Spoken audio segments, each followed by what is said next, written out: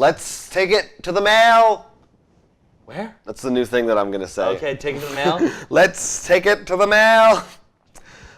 We got some good thoughts on some games. Falcon Ash K had some thoughts about that new Star Wars Destiny Fantasy Flight game. The card and dice one? Correct, the card and dice one. There are dice.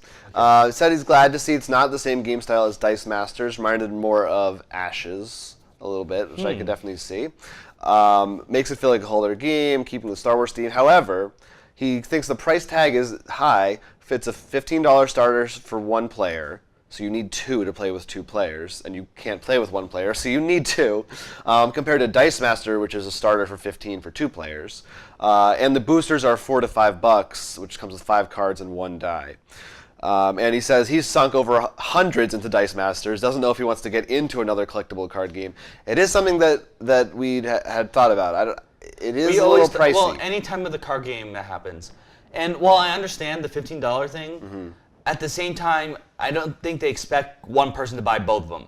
They expect you to buy one and I buy one. But it means you gotta make a friend buy one. That's true. So there's still something you gotta do. No, I mean, yeah. I don't think, at the end of the day, it's $15. Worst case scenario, you really want to buy two, it's $30. It's not the end of the world, but I do think they can get away with it because it's Star Wars. And you also, you played it and I didn't, so I can't comment. Yeah, and I thought it was pretty fun for what it's worth. Right. Anyway, Glenn Cooper agrees with us about our thoughts on the Dungeons & Dragons, playing it in Roll20. Commenting on old videos here, but that's okay. We like them all, new and old, big and small. We'll take them all. He says, completely agree, especially that bit about the map and monsters being turned into like a dungeon-clearing computer game. Kind of removes the theater of the mind aspect. Much prefer describing and only producing maps right at the last moment, which is kind of the path we have taken with our D&D game, and I think we all agree we like it.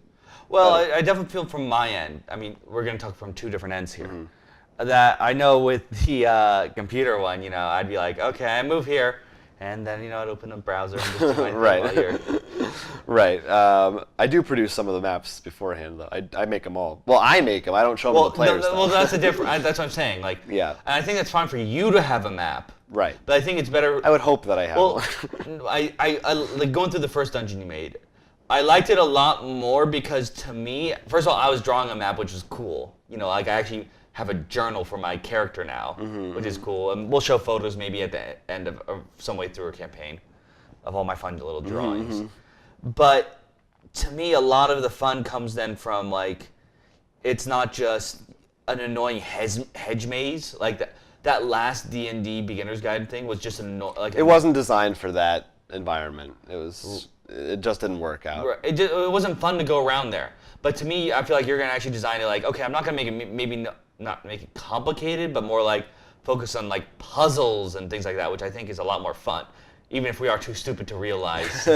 You don't want to get stuck in the navigation aspect. Keep tuned for more of those D&D episodes. Because to me, the big thing about dungeons and stuff, you shouldn't have to backtrack.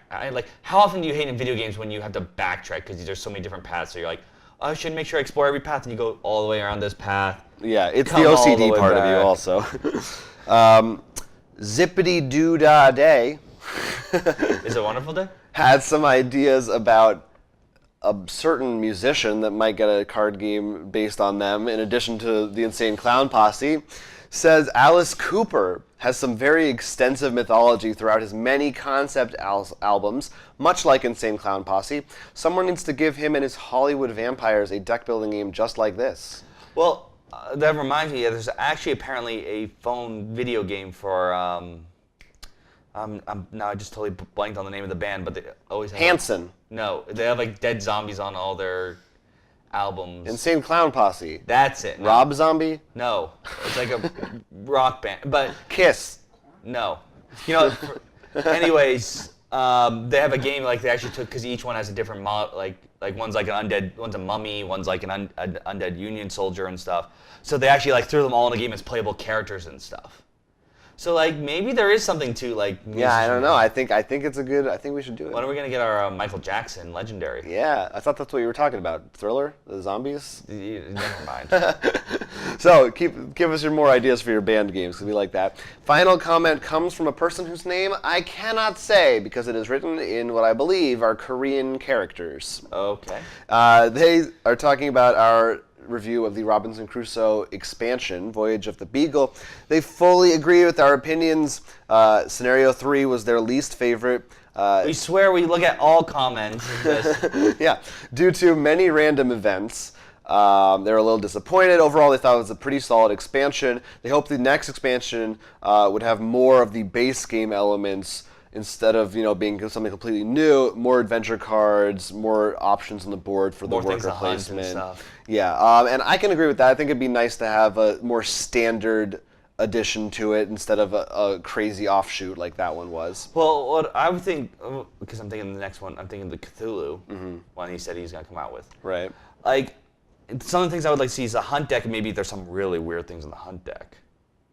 Like, considering the Cthulhu Mythos has a lot of weird creatures. It's juggalos.